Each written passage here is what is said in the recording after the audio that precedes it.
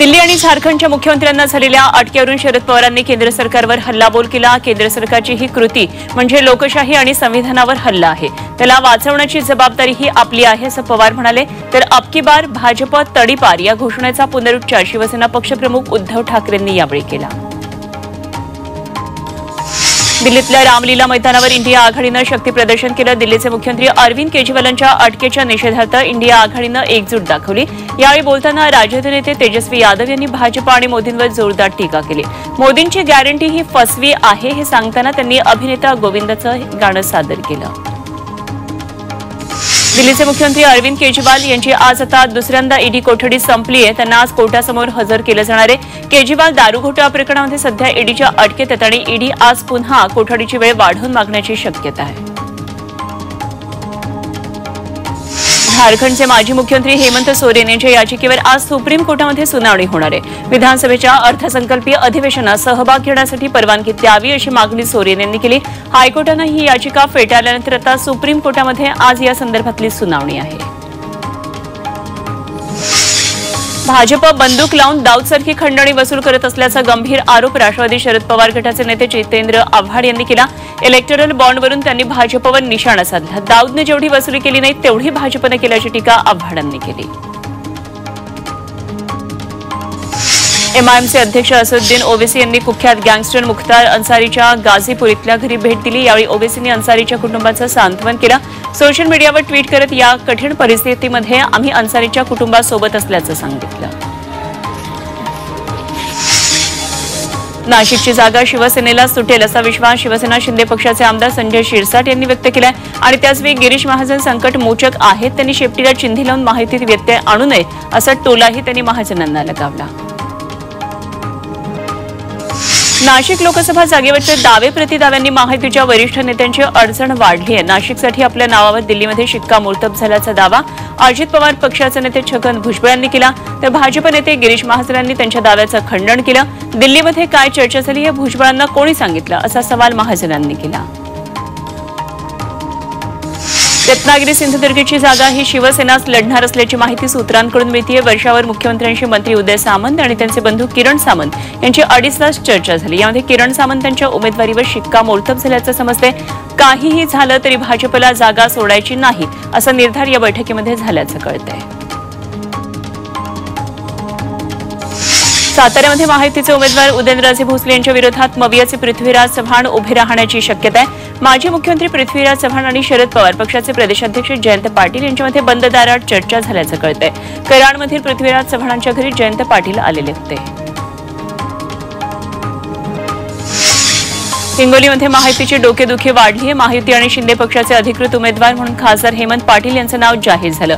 त्यानंतर स्थानिक भाजपनं हेमंत पाटलांना तीव्र विरोध केला। एकवेळ शिंदेंनी भाजप उमेदवाराला धनुष्यबाण चिन्हावर उभं करावं, मात्र हेमंत पाटलांची उमेदवारी मागे घ्यावी अशी मागणी भाजपनं केली आहे। वंचित बहुजन आघाडीनं 11 उमेदवारांची दुसरी यादी जाहीर केली। वंचितनं आतापर्यंत 20 उमेदवारांची घोषणा केली आहे। हिंगोलीमधून डॉक्टर बी.डी. चव्हाण यांना उमेदवारी देण्यात आली आहे। तर रत्नागिरी सिंधुदुर्ग तसंच उत्तर मध्य मुंबई ही वंचित लढणार आहे।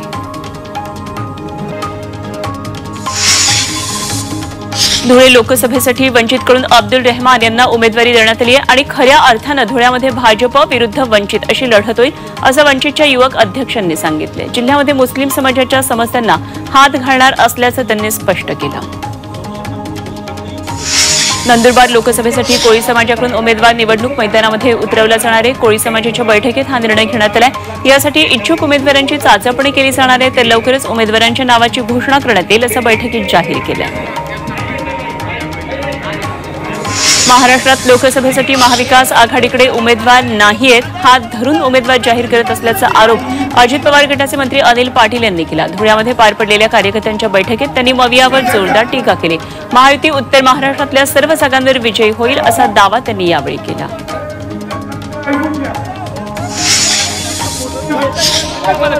अनुसूचित जातीचे वैधता प्रमाणपत्र आणि रामटेक लोकसभा निवडणुकीचे नामनिर्देशन पत्र रद्द झालेल्या रश्मी बर्वे यांना सर्वोच्च न्यायालयामध्ये दिलासा मिळालेला नाहीये। या प्रकरणात तातडीनं सुनावणी करण्यास सर्वोच्च न्यायालयानं नकार दिला। त्यामुळे आज उच्च न्यायालयाच्या नागपूर खंडपीठामध्ये या प्रकरणात सुनावणी होणार आहे। वर्ध्यातल्या काँग्रेसचे माजी आमदार अमर काळे शरद पवार पक्षाच्या तुतारी चिन्हावर लोकसभा निवडणूक लढणार आहेत। यासाठी ते उद्या 2 एप्रिलला आपला उमेदवारी अर्ज दाखल करतील। निवडणूक प्रचाराची रणनीती ठरवण्यासाठी वर्ध्यामध्ये काल मवियाची बैठक झाली। लोकसभा निवडणुकीच्या पार्श्वभूमीवर महायुतीचे मेळावे 3 एप्रिलपासून सुरू होणार असल्याचं मंत्री शंभूराज देसाईंनी सांगितलं। या मेळाव्याची सुरुवात ठाणे जिल्ह्यामधून होणार आहे आणि राज्यभर सगळीकडे प्रचाराचा धडाका सुरू केला जाणार असल्याचं ते म्हणाले। 45+ खासदार निवडून आणण्याचं टार्गेट महायुतीनं ठेवलेलं आहे। महायुतीचे चांगलं चाललेलं आहे आणि खूप सामंजस्यानं 48 जागांचा प्रश्न आम्ही सोडवलाय आणि हे ज्यांना कळलं नसेल त्यांनी आमची चिंता करू नये असा हल्लाबोल मंत्री शंभूराज देसाईंनी केलाय। महायुती म्हणून मोदींचं काम घेऊन आपण लोकांसमोर जातोय, आपल्यामध्ये रुसवे फुगवे दुरावा अजिबात नाही असा प्रतिटोला त्यांनी उद्धव ठाकरेंना लगावला। बीडच्या आंबेजोगाईमध्ये धनगर समाजाच्या बैठकीमध्ये थेट लोकसभा उमेदवारांना फोन करण्यात आला। धनगर समाजाच्या आरक्षणाबाबत त्यांची भूमिका काय अशी विचारणा करण्यात आली। यावर आपण संसदेमध्ये पहिला प्रश्न हा धनगर समाजाचा मांडणार असल्याचं आश्वासन पंकजा मुंडेंनी दिलं। बजरंग सोनावणे यांनीही धनगर समाजाचे प्रश्न सोडवण्याची भूमिका मांडली। मावळ शिंदे गटाचे खासदार श्रीरंग बारणे आणि मावळ अजित पवार गटाचे आमदार सुनील शेळके यांची दिलजमाई झाली। मावळ लोकसभा महायुतीच्या उमेदवारीवरून शेळकेंनी बारणेंच्या उमेदवारीला विरोध केला होता। मात्र काल बारणेंनी शेळकेंच्या निवासस्थानी जाऊन त्यांची भेट घेतली। यावेळी शेळकेंच्या पत्नी सारिका शेळकेंनी बारणेंचं औक्षण केलं। प्रणिती शिंदेंनी पुलवामा हल्ल्यावरून भाजपवर केलेल्या टीकेला राधाकृष्ण विखे पाटील यांनी प्रत्युत्तर दिले। प्रणिती शिंदेंनी असं वक्तव्य करणं चुकीचं आहे। त्यांचे वडील हे देशाचे गृहमंत्री राहिलेत, त्यामुळे त्यांनी अशी विधानं करण्याआधी वडिलांचा सल्ला घ्यायला पाहिजे होता असा टोलाही लगावला। भारत मातेशी गद्दारी करणं त्यांच्या रक्तात असल्याचं सांगत सोलापूरचे भाजप उमेदवार राम सातपुते यांनी काँग्रेसवर हल्लाबोल केला। प्रणिती शिंदे यांच्या वक्तव्यावरून काँग्रेसची मानसिकता दिसते। पुलवामा हल्ल्यामध्ये शहीद झाले त्यांचा हा अपमान आहे। सुशील कुमार शिंदे यांच्या विकृत मानसिकतेचा आपण निषेध करत असल्याचं राम सातपुते म्हणाले। धुळ्यामध्ये राष्ट्रवादी काँग्रेस पक्षाच्या आढावा बैठकीमध्ये राडा झाला। कार्यकर्त्यांमधला अंतर्गत वाद उफाळून आला। मदत आणि पुनर्वसन मंत्री अनिल पाटील यांच्यासमोर कार्यकर्त्यांनी राडा केला। कार्यक्रमामधून डावललं जात असल्याचा आरोप यावेळी त्यांनी कार्यकर्त्यांनी केला। मंत्री अनिल पाटील यांनी कार्यकर्त्यांची समजूत घातली। काँग्रेस प्रदेश अध्यक्ष नाना पटोले यांचा भाजपशी छुपा संबंध असल्याचा खळबळजनक आरोप प्रकाश आंबेडकर यांनी केला। नितीन गडकरी पराभूत होतील याचा पटोलेंना दुःख झाल्याचा आरोप आंबेडकरांनी केला। काँग्रेसबरोबर वंचित गेली असती तर भाजप नेते पराभूत झाले असते। पटोलेंना हे नको होतं आणि म्हणूनच वंचितला बाहेर ठेवल्याचा गंभीर आरोप आंबेडकरांनी केला। प्रकाश आंबेडकर यांनी वेगवेगळ्या निवडणुकीमध्ये वेगवेगळी भूमिका घेतली असल्याचं खासदार अशोक चव्हाण म्हणाले। त्यांचा महाराष्ट्रामध्ये काही ठिकाणी एका पक्षाला पाठिंबा आहे, काही ठिकाणी स्वबळावर लढतात, त्यामुळे त्यांच्या राजकीय भूमिकेबाबत लोकांमध्ये संभ्रम असल्याची प्रतिक्रिया चव्हाणांनी नांदेडमध्ये दिली।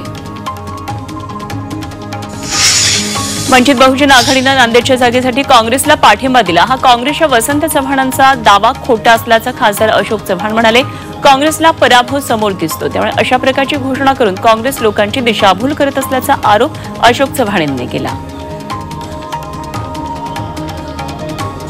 भाजप संविधान बदलणार ही अफवा आहे असं केंद्रीय मंत्री रामदास आठवले यांनी म्हटलंय। आजचा भाजप बदललाय, सर्व जाती धर्मांचा पक्ष झालाय असंही विधान आठवले यांनी केलंय। डोंबिवलीमध्ये आयोजित राज्यस्तरीय द्वितीय बौद्ध धम्म परिषदेमध्ये आठवले यांनी हे वक्तव्य केलंय।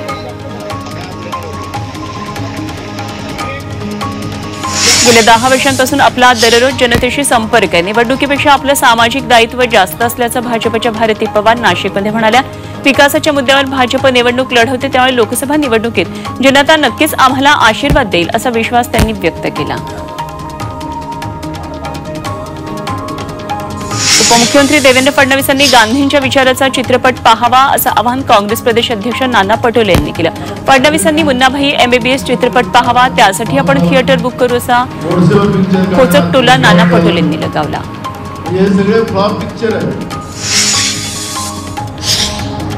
निवडून आल्यास आनंदाच्या शिधासह स्वस्त धान्य दुकानातून दारू बियर देऊ, बेरोजगारांना दारू परवाने देऊ असं आश्वासन अखिल भारतीय मानवता पक्षाच्या उमेदवार वनिता राऊत यांनी दिले आणि त्या चंद्रपूर लोकसभेच्या उमेदवार आहेत। यापूर्वी त्यांनी चिमूर विधानसभा निवडणुकीत असं आश्वासन दिलं होतं, मात्र तेव्हा त्यांची अनामत रक्कम जप्त झाली होती। लोकसभा निवडणुकीसाठी आचारसंहिता लागू करण्यात आली, मात्र अकोला जिल्हा परिषदेच्या विश्रामगृह प्रशासनाला त्याचा विसर पडलेला दिसतोय। या ठिकाणी उद्घाटन आणि नूतनीकरणासाठी लावलेले फलक तसेच आहेत, याकडे कर्मचाऱ्यांचं दुर्लक्ष आहे। लोकसभा निवडणूक अनुषंगानं वाशिम जिल्ह्याच्या सीमेवर 12 ठिकाणी चेकपोस्ट तयार करण्यात आले आहेत। वाशिम जिल्ह्यातल्या कारंजा तालुक्यात धनज चेकपोस्टवर 36 लाखांची रोकड पकडली होती। त्यानंतर जिल्ह्यातल्या सर्व सीमांवरून वाहनांची कसून तपासणी सुरू आहे। यामध्ये लग्न समारंभाच्या गाड्याही तपासल्या जातात।